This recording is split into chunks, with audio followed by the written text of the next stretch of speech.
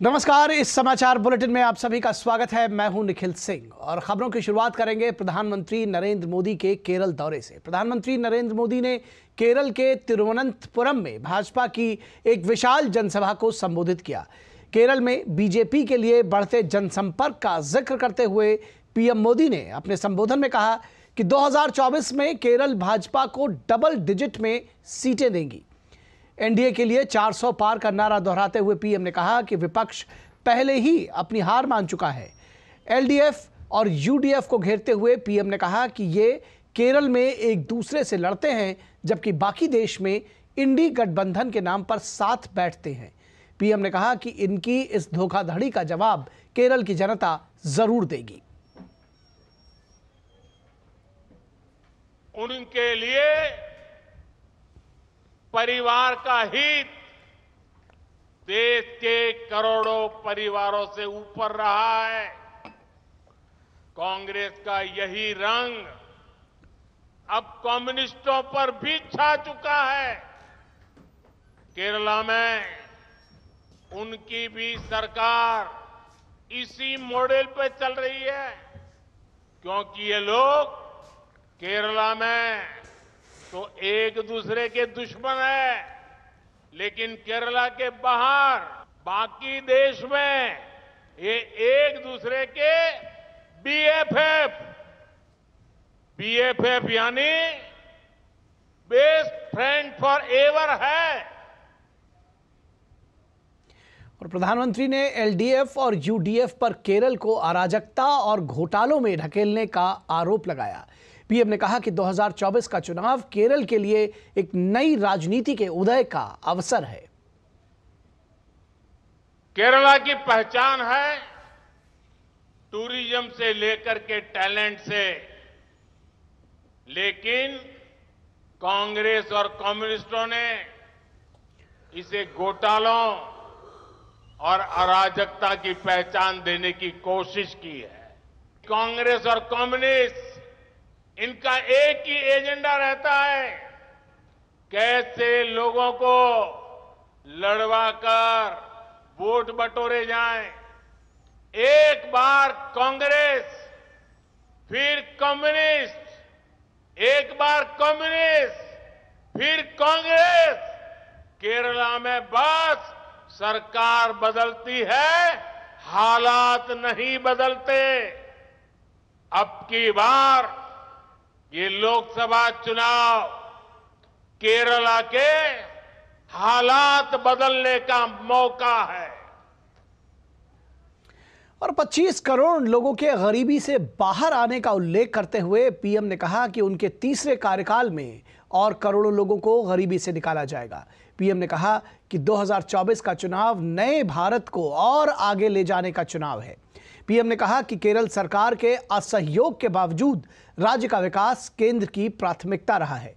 PM ने केंद्र की जन कल्याण योजनाओं से राज्य के लोगों को मिल रहे लाभ का भी जिक्र किया।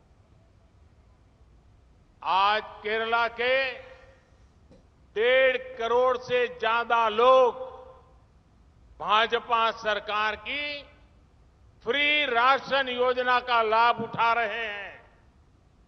आयुष्मान भारत योजना के जरिए यहां के लोगों को करीब 5,500 करोड़ रुपए का मुफ्त इलाज मिला है। केरला के 36 लाख से अधिक घरों को जल जीवन मिशन के तहत नल से जल की सुविधा मिली है। केरला के 40 लाख किसानों को सम्मान निधि के रूप में सीधी आर्थिक मदद मिली है।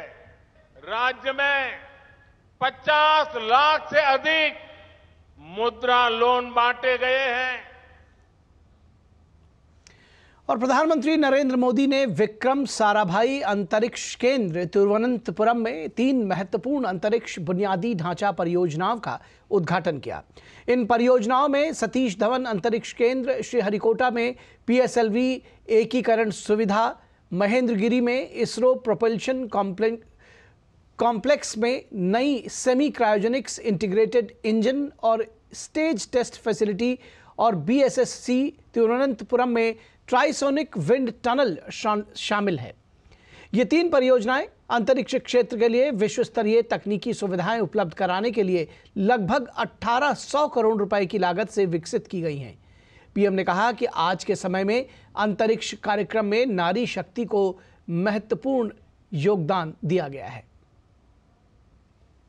आज यहां अनेक प्रोजेक्ट्स का लोकार्पण भी किया गया है। इनसे देश का वर्ल्ड क्लास टेक्नोलॉजी के क्षेत्र में सामर्थ्य तो बढ़ेगा ही, साथ ही रोजगार के भी नए अवसर बनेंगे। और साथियों, मुझे खुशी है कि हमारे स्पेस सेक्टर में विमेन पावर, इस विमेन पावर को बहुत महत्व दिया जा रहा है। चंद्रयान हो या गगनयान, महिला वैज्ञानिकों के बिना ऐसे किसी भी मिशन की कल्पना भी नहीं की जा सकती। और इसरो के आगामी गगनयान मिशन के लिए चुने गए 4 अंतरिक्ष यात्रियों का नाम सामने आया है। Group captain Prashant Balakrishnan Nair, group captain Ajit Krishnan, group captain Angad Pratap और विंग कमांडर शुभांशु शुक्ला। प्रधानमंत्री नरेंद्र मोदी ने अपने केरल दौरे पर विक्रम साराभाई अंतरिक्ष केंद्र में इन 4 के नामों की घोषणा की। ये चारों भारतीय वायुसेना से संबंध रखते हैं और वहां इनका पायलट के रूप में लंबा अनुभव रहा है। प्रधानमंत्री नरेंद्र मोदी ने इन 4 अंतरिक्ष यात्रियों को अंतरिक्ष यात्री पंख प्रदान किए। गगनयान भारत का अंतरिक्ष में पहला मानव मिशन होने वाला है। इस मिशन के लिए 4 अंतरिक्ष यात्रियों को विभिन्न प्रकार के कठिन प्रशिक्षणों से गुजरना पड़ रहा है।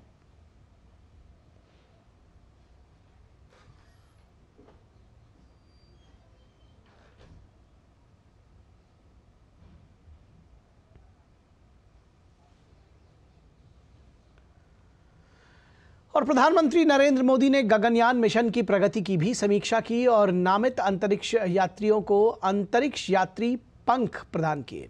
गगनयान मिशन भारत का पहला मानव अंतरिक्ष उड़ान कार्यक्रम है, जिसके लिए विभिन्न इसरो केंद्रों पर व्यापक तैयारियां चल रही हैं।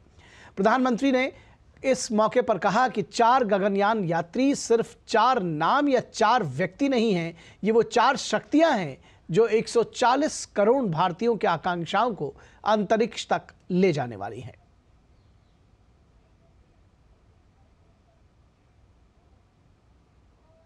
ये सिर्फ 4 नाम और 4 इंसान नहीं है, ये 140 करोड़ एस्पिरेशंस को स्पेस में ले जाने वाली 4 शक्तियां हैं। 40 वर्ष के बाद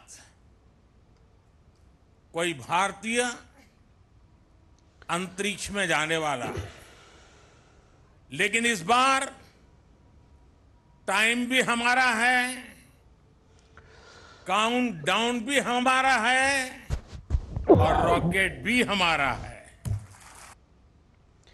और पीएम ने गगनयान के असेंबली क्षेत्र का भी दौरा किया, जहां उन्होंने अंतरिक्ष क्षेत्र से जुड़ी विभिन्न प्रौद्योगिकियों का अवलोकन किया।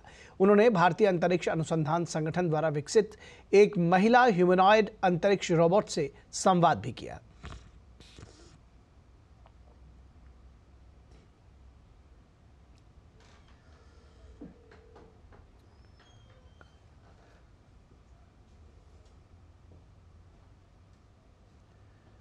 यहाँ पर प्रधानमंत्री ने एक महिला अंतरिक्ष ह्यूमनॉइड से संवाद भी किया और इस केंद्र का दौरा किया।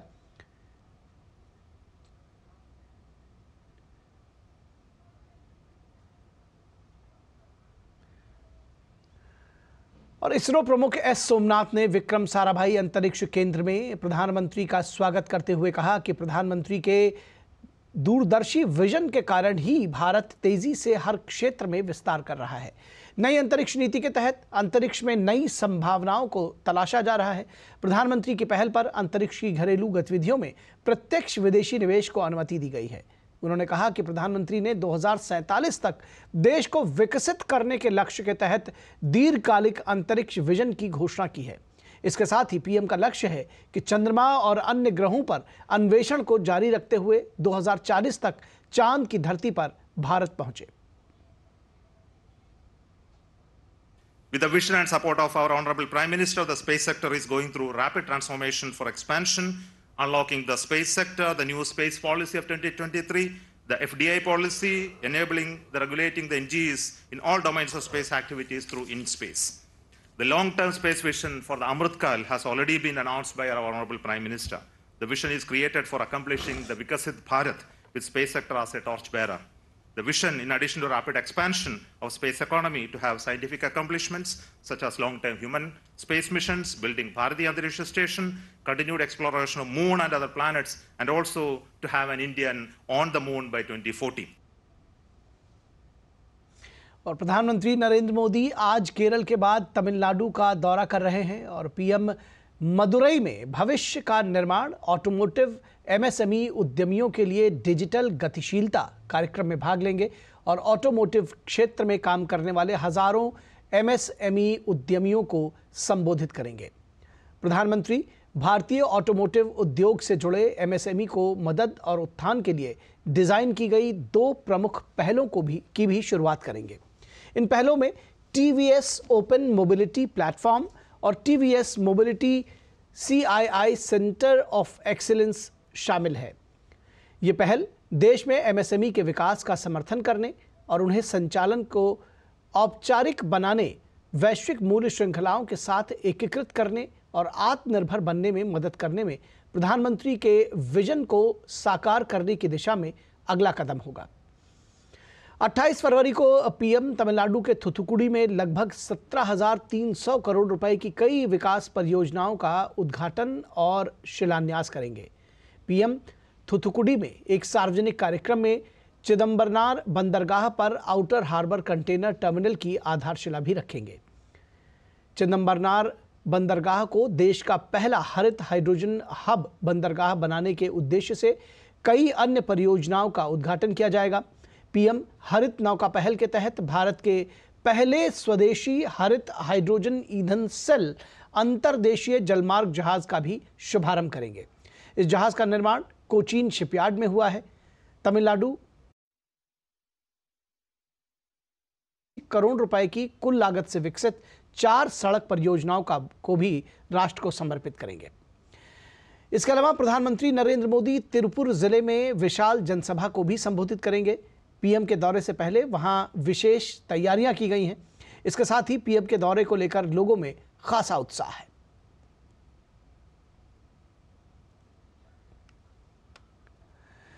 और प्रधानमंत्री नरेंद्र मोदी के तमिलनाडु दौरे पर राज्य भाजपा महासचिव ने कहा है कि लोगों में जबरदस्त उत्साह है। इसके साथ ही उन्होंने कहा कि प्रधानमंत्री के दौरे से तमिलनाडु की राजनीतिक स्थिति में भी बदलाव आएगा। ऐसा लग रहा है कि जैसे कि तमिलनाडु में 100 दिवाली जैसा मनाएंगे ना, उस तरह के माहौल है। हमें दिल खोल के हम कह रहे हैं कि इतना माहौल हमने जिंदगी में कहीं नहीं देखा। तो ऐसा त्योहार जैसा हम मना रहे हैं। मैं सिर्फ अकेला मैं नहीं, पूरा ये तमिलनाडु का हर एक जन त्योहार जैसे मना रहे हैं। बहुत खुश लग रहे हैं हम सब के दिल में। और जैसे आप देख रहे हैं कि इतने लाखों संख्या में हमने चार्ज डाले हैं। उम्मीद है कि लगभग 15 लाख लोगों का अभी उतना उम्मीद है। और इसके बाद जो तमिलनाडु का पॉलिटिकल सिचुएशन जो बदलेगा, उसका बहुत इंतजार कर रहे हैं हम सब। तो राजनीतिक स्थितियों के बदलने की उम्मीद है बीजेपी के प्रधानमंत्री के दौरे के बाद। और यहां रुकेंगे एक छोटे से ब्रेक के लिए, कहीं मत जाइएगा, जल्द हाजिर होंगे। मौसम को अपने पैशन के बीच जो नहीं आने देते, मैं उनका फैन। मेरी तरह SBI भी आपका फैन है, इसलिए SBI आपके लिए थोड़ी एक्स्ट्रा मेहनत करता है। तो excellent customer service, assistance to MSMEs और टेक्नोलॉजी ड्रिवन बैंकिंग सॉल्यूशंस। घर छोड़ दूं, SBI बदल रहा है क्योंकि हम एक बदलते देश के फैन हैं। SBI, देश का फैन। ब्रेक के बाद एक बार फिर आप सभी का स्वागत है और अब बात करेंगे राज्यसभा चुनावों की, जिसकी 15 सीट के लिए आज मतदान हो रहा है। इनमें से 10 सीट उत्तर प्रदेश से है। इन चुनावों में सबकी निगाहें यूपी पर टिकी हुई हैं, क्योंकि यहां एक सीट पर समाजवादी पार्टी और बीजेपी के बीच कांटे का मुकाबला देखने को मिल रहा है। अभी तक जो भी घटनाक्रम यूपी में हुआ है, उससे देखते हुए लग रहा है कि समाजवादी पार्टी की ओर से क्रॉस वोटिंग हो सकती है। पहली बात तो यह कि समाजवादी पार्टी के विधायक और चीफ विप मनोज पांडे ने अपने पद से इस्तीफा दे दिया है। इससे पहले राजा भैया और जयंत चौधरी पहले ही कह चुके हैं कि वो एनडीए को समर्थन कर रहे हैं। यूपी के पॉलिटिक्स में एक खलबली तब से मची है जब कल अखिलेश यादव के डिनर में उनके पार्टी के 8 विधायक शामिल ही नहीं हुए। इनमें से खुद मनोज समेत 7 और नाम हैं। तो मनोज पांडे और 7 अन्य विधायक कल अखिलेश यादव के डिनर में शामिल नहीं हुए। अखिलेश यादव ने कहा कि बीजेपी जीतने के लिए कुछ भी करेगी, जिन्हें लाभ मिलने वाला होगा वो चले जाएंगे।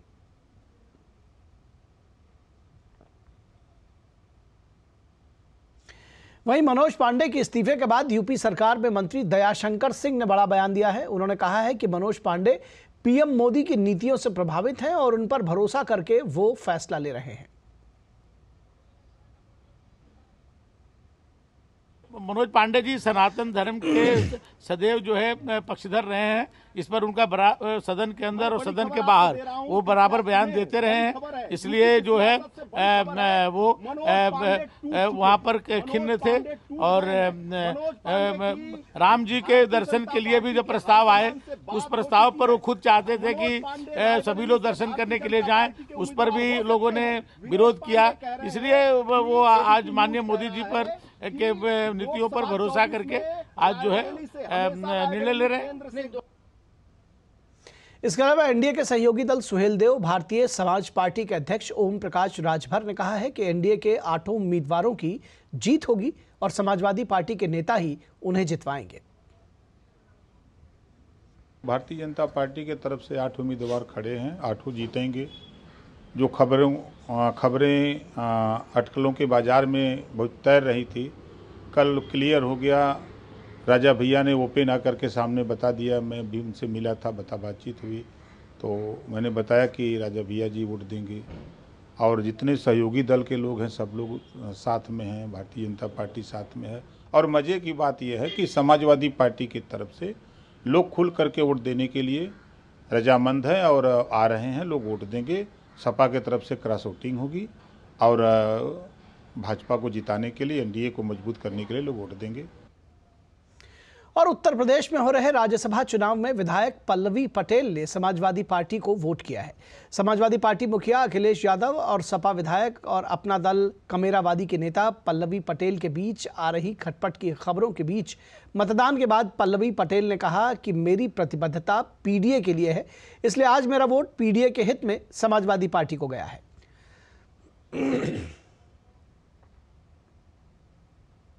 देखिए, पीडीए की बात करती हूँ, मैं पीडीए हूँ और पीडीए इसके अलावा कुछ नहीं है। मैंने रामजी लाल सुमन जी को वोट किया है। पीडीए मेरा वजूद है, कमिटमेंट है, प्रतिबद्ध हूँ और उसी के लिए वोट कास्ट किया है।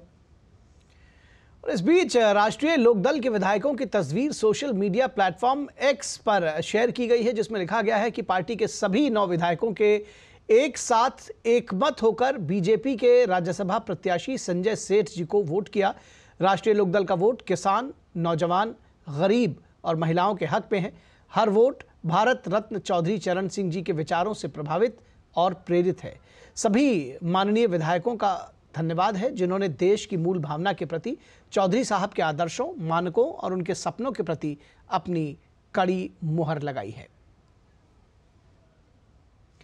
और वहीं कर्नाटक की बात करें तो कर्नाटक में भी बीजेपी और जेडीएस गठबंधन ने एक कैंडिडेट उतारकर कांग्रेस को फंसा दिया है।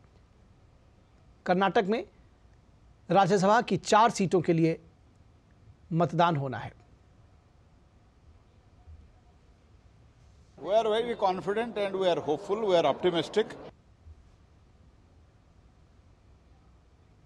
तो बीजेपी का कहना है कि वो कॉन्फिडेंट है और उसको पूरा विश्वास है कि वहाँ भी उसकी जीत होगी। फिलहाल हिमाचल प्रदेश की भी एक सीट है राज्यसभा की।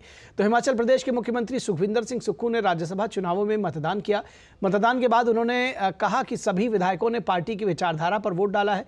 दरअसल हिमाचल प्रदेश में कांग्रेस ने अभिषेक मनु सिंघवी को उम्मीदवार बनाया है, जिनका पार्टी के अंदर ये कहकर विरोध हो रहा है कि सिंघवी बाहरी हैं और उनका हिमाचल प्रदेश से कोई नाता नहीं है। वहीं बीजेपी ने अभिषेक मनु सिंघवी के खिलाफ हर्ष महाजन को मैदान में उतारा है। कांग्रेस के पास हिमाचल में 40 विधायक हैं, जबकि बीजेपी के पास 25 विधायक हैं। अगर आंकड़ों से समझें तो कांग्रेस को अपने कैंडिडेट को जिताने में ज़्यादा मेहनत नहीं करनी पड़ेगी, लेकिन बीजेपी की नज़र कांग्रेस के खेमे में टूट पर टिकी हुई है। केंद्रीय मंत्री गिरिराज सिंह ने राहुल गांधी के बयान पर पलटवार करते हुए राहुल गांधी को व्याकुल भारत बताया। उन्होंने कहा कि राहुल गांधी को लग रहा है कि देश में एक कानून, सामाजिक सौहार्द न रहे, इसलिए वे लोगों को भड़काने का काम कर रहे हैं। उन्होंने कहा कि यह कानून का देश है, कानून से ही हर काम होता है और कानून ही सबसे ऊपर है। राहुल गांधी व्याकुल भारत है। उन्हें लग रहा है एक देश में एक कानून न रहे, एक देश में सामाजिक सौहार्द न रहे, इसीलिए दूसरों को भड़काने का काम करते हैं। ये कानून का देश है, कानून से काम चलता है और कानून ही काम करेगा। और सुप्रीम कोर्ट ने एक मामले की सुनवाई करते हुए कहा है कि सार्वजनिक स्थान पर अनधिकृत रूप से बनी धार्मिक संरचनाएं कभी भी धर्म प्रचार का स्थान नहीं हो सकती। तमिलनाडु के चेन्नई में सार्वजनिक भूमि पर अवैध रूप से बनाई गई एक मस्जिद को हटाने का आदेश देते हुए जस्टिस सूर्यकांत और जस्टिस केवी विश्वनाथन की पीठ ने सुप्रीम कोर्ट के पिछले कई आदेशों का हवाला दिया। अदालत ने टिप्पणी की थी कि सार्वजनिक जगहों पर मंदिर या मस्जिद के नाम पर अनधिकृत निर्माण को अनुमति नहीं दी जा सकती। सुप्रीम कोर्ट की बेंच ने यह आदेश मद्रास हाई कोर्ट के नवंबर 2023 के फैसले के खिलाफ एक मुस्लिम धार्मिक संस्था द्वारा दायर की गई याचिका पर दिया, जिसमें हाई कोर्ट ने मुस्लिम संस्था को चेन्नई में सार्वजनिक भूमि पर बनी मस्जिद हटाने का आदेश दिया था। मामले में हिदायत मुस्लिम वेलफेयर ट्रस्ट का प्रतिनिधित्व करते हुए एक वरिष्ठ वकील एस नागामुथु ने तर्क दिया कि मस्जिद के कारण जनता को कोई बाधा नहीं थी और ट्रस्ट ने जमीन का उक्त टुकड़ा खरीदा था। वहीं पीठ ने कहा कि मस्जिद की जमीन चेन्नई मेट्रोपॉलिटन डेवलपमेंट अथॉरिटी द्वारा अधिग्रहित की गई थी और ट्रस्ट ने बिना किसी अनुमति के धार्मिक संरचना का निर्माण किया था। नागामुथु ने तर्क दिया कि भूमि बहुत लंबे समय तक खाली रही, जिसका अर्थ है कि सरकार को किसी की सार्वजनिक प्रयोजन के लिए उसकी जरूरत नहीं थी। नागामुथु के इस तर्क पर दोनों जजों की बेंच ने टिप्पणी करते हुए कहा, तो क्या इसका मतलब यह है कि आप भूमि का अतिक्रमण करेंगे? जमीन सरकार की थी और वे इसका उपयोग कभी भी कर सकते हैं, लेकिन आपको उस जमीन पर अवैध कब्जे का अधिकार नहीं मिल जाता है।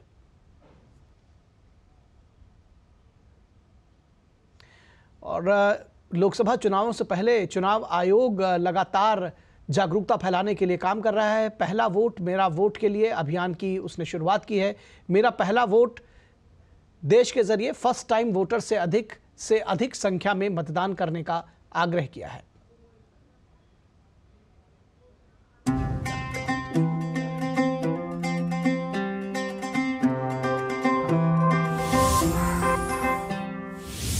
की हूँ कोई बच्ची नहीं हूँ पर कच्ची नहीं। मानो या ना मानो तुम, कुछ बड़ा करने की है बारी यही, भविष्य देश का लिखने की तैयारी यही। बचपन से अब तक मेरी माटी ने दुलारा, आज मुझको है मेरे देश ने पुकारा। आज चल पड़े हैं हम सबके कदम, बदलने भाग्य देश का निकल पड़े हैं हम। आज चल पड़े हैं हम सबके कदम, बदलने भाग्य देश का निकल पड़े हैं हम। हो बनेगा देश महान जब वोट करेंगे हम।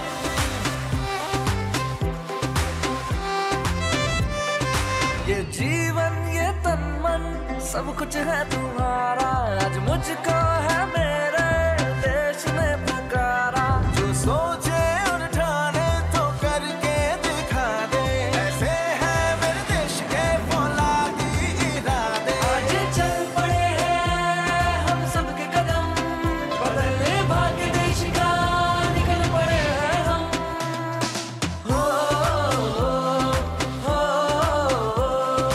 बनेगा देश महान जब वोट करेंगे हम।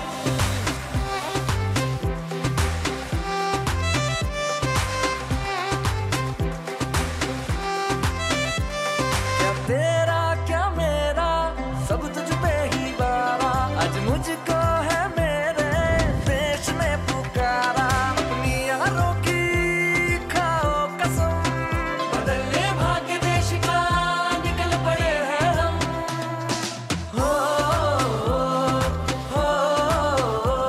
कश्मीर से कन्याकुमारी है सब अपने, यहाँ पे कोई बेगाना नहीं। हम तो यहाँ पे सब देश के दीवाने, तो हमसे कोई टकराना नहीं। आवाज यही, अधिकार यही, आजादी का पुरस्कार यही, लोकतंत्र का पहले संस्कार यही, संस्कार यही। अपनी यारी की खाओ कसम, करेंगे अपना पहला वोट देश के लिए हम। ये जीवन फर्स्ट टाइम जी सर। सब कुछ है तुम्हारा, आज मुझको है मेरे देश ने पुकारा।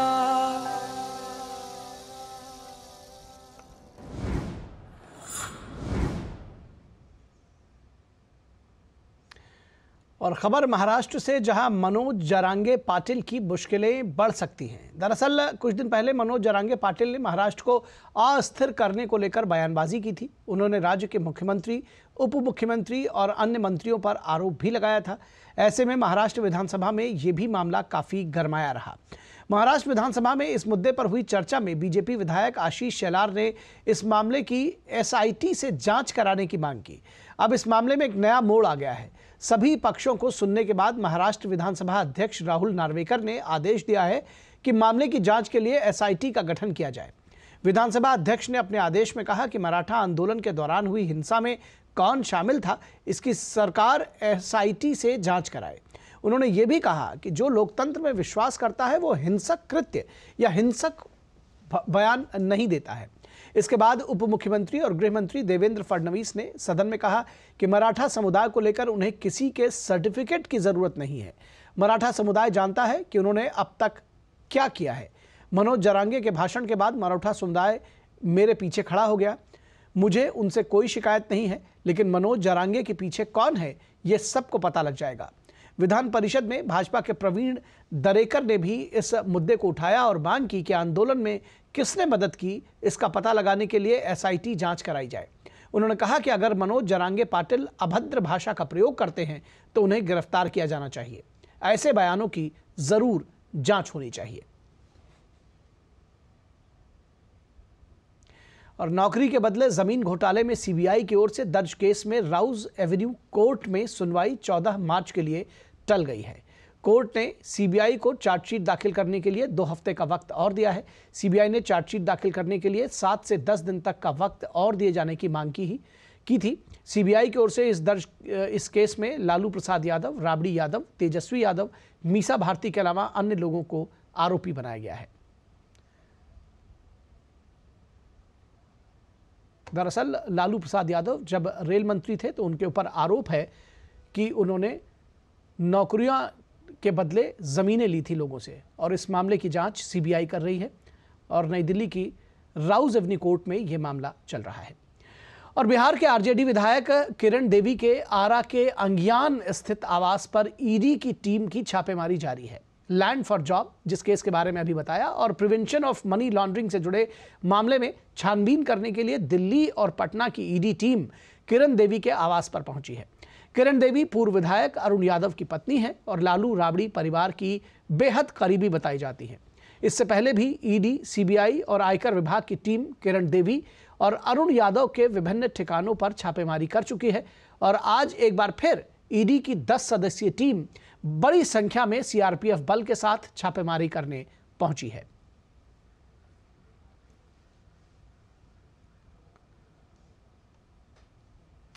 तो आरजेडी विधायक के आवास पर ईडी की छापेमारी लगातार चल रही है। और बढ़ते अगली खबर की तरफ, एनआईए खालिस्तानी और गैंगस्टर के गठजोड़ मामले में पंजाब और राजस्थान में भी छापेमारी की जा रही है। यह छापेमारी पंजाब में 14 जगहों पर और राजस्थान में 2 जगहों पर की जा रही है। इसके अलावा आतंकी गतिविधियों में 6 संदिग्धों को गिरफ्तारी को लेकर एनआईए पूछताछ कर रही है। उनको हिरासत में लिया है दरअसल 6 संदिग्धों को।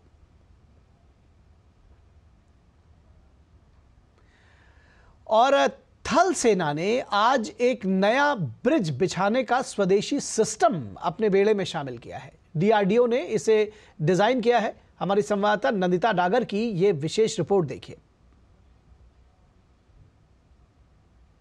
ये है लॉन्च व्हीकल 45 मीटर यानी 45 मीटर मॉड्यूलर ब्रिज का, जो कि डीआरडीओ ने डेवलप और डिज़ाइन किया है। लार्सन एंड टूब्रो ने इसको मैन्युफैक्चर किया है।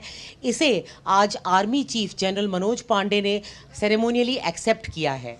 आर्मी के इस मॉड्यूलर ब्रिज की चौड़ाई 4 मीटर है और इसकी लाइफ यानी कि एंड्योरेंस बहुत ज़्यादा है। 30 साल तक ये काम कर सकता है और इसीलिए इसे 0 डिग्री सेल्सियस यानी कि 0 डिग्री सेंटीग्रेड से लेकर 45 डिग्री सेंटीग्रेड तक ये ऑपरेट कर सकता है।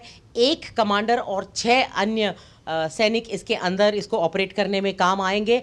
इसकी लोड कैरिंग कैपेसिटी बहुत ज़्यादा है यानी कि MLC 70। आर्मर्ड व्हीकल्स, टैंक्स इत्यादि जो 70 टन से के अंदर है वो इसको ट्रैवर्स कर सकते हैं आसानी से। ये पीछे रैंप व्हीकल्स हैं जो कि इस ब्रिज के 45 मीटर मॉड्यूलर ब्रिज के डिफरेंट मॉड्यूल्स, अलग अलग मॉड्यूल्स को लोड और अनलोड करेंगे। इस ब्रिज को एकदम स्थापित करने में, एस्टैब्लिश करने में ज़्यादा समय नहीं लगता है। दिन के वक्त सिर्फ 90 मिनट और रात के वक्त सिर्फ 120 मिनट लगते हैं इसको कार्यान्वित करने में। कैमरा पर्सन विश्व बंधु के साथ नई दिल्ली से मैं नंदिता डागर, डीडी न्यूज़ के लिए। और केंद्रीय गृह मंत्री अमित शाह गुजरात के अहमदाबाद में कड़वा पाटीदार समाज द्वारा आयोजित रजत जयंती महोत्सव और सामूहिक विवाह समारोह में सम्मिलित हुए। सामूहिक विवाह समारोह में शादी के बंधन में बंधने वाले जोड़ों को अमित शाह ने आशीर्वाद दिया।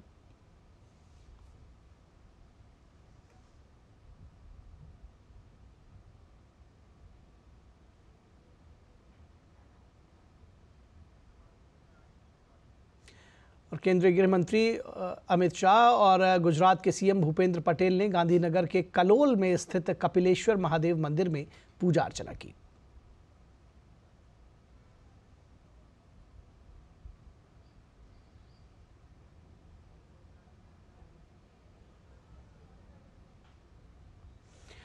और चुनाव आयोग ने मेरा पहला वोट देश के लिए अभियान की शुरुआत की है।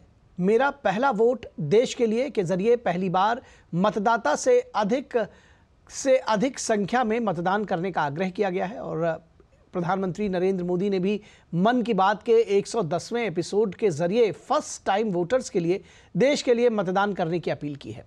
केंद्रीय सूचना एवं प्रसारण मंत्री अनुराग सिंह ठाकुर ने एक्स पर अभियान के एंथम का वीडियो साझा करते हुए मेरा पहला वोट देश के लिए अभियान से जुड़ने का आग्रह किया है।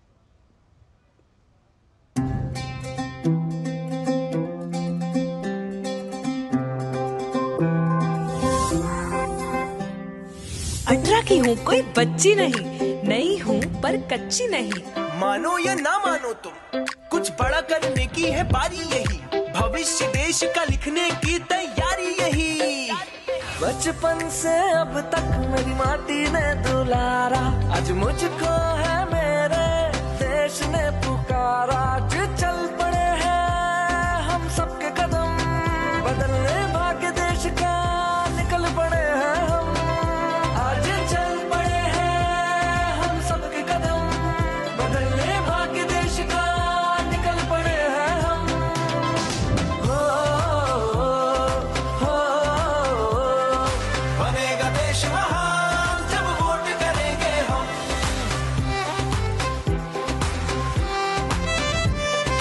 ये जीवन ये तन मन सब कुछ है तुम्हारा, आज मुझको है मेरे देश ने पुकारा। जो सोचे और ठाने तो करके दिखा दे, ऐसे है मेरे देश के फौलादी इरादे। आज चल पड़े हैं हम सबके कदम, बदलने भाग्य देश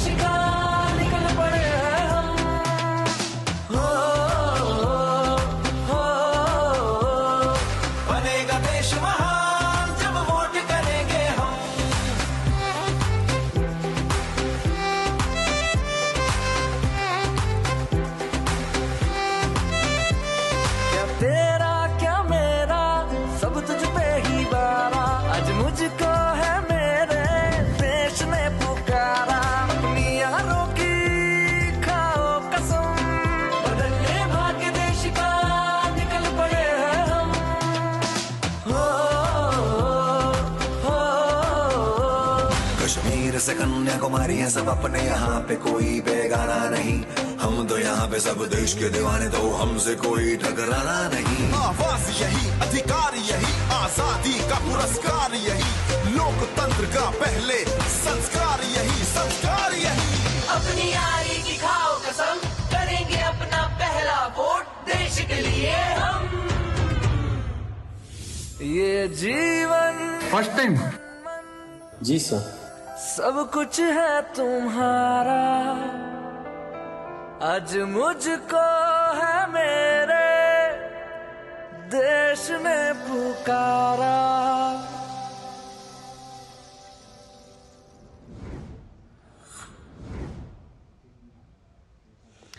और खबर पश्चिम बंगाल से, जहां विपक्ष के नेता शुवेंदु अधिकारी ने पिछले साल रामनवमी पर हुई हिंसा के मामले में राष्ट्रीय जांच एजेंसी ने 16 लोगों की गिरफ्तारी पर की है। और इस पर संतुष्टि जाहिर करते हुए शुवेंदु अधिकारी ने एक्स पर लिखा कि मैं बेहद संतुष्ट हूं कि आखिरकार पश्चिम बंगाल में रामनवमी जुलूस हिंसा के मामले में एनआईए जांच के नतीजे आने शुरू हो गए हैं। मैंने एनआईए जांच की मांग करते हुए मार्च 2023 में कलकत्ता उच्च न्यायालय में एक जनहित याचिका दायर की थी, जिसके बाद कलकत्ता उच्च न्यायालय ने एनआईए जांच की अनुमति दे दी। राज्य सरकार ने एनआईए जांच को रोकने के लिए माननीय सर्वोच्च न्यायालय का भी दरवाज़ा खटखटाया। हालांकि सर्वोच्च न्यायालय ने एनआईए जांच पर कोई प्रतिबंध नहीं लगाया। और आपको सीधे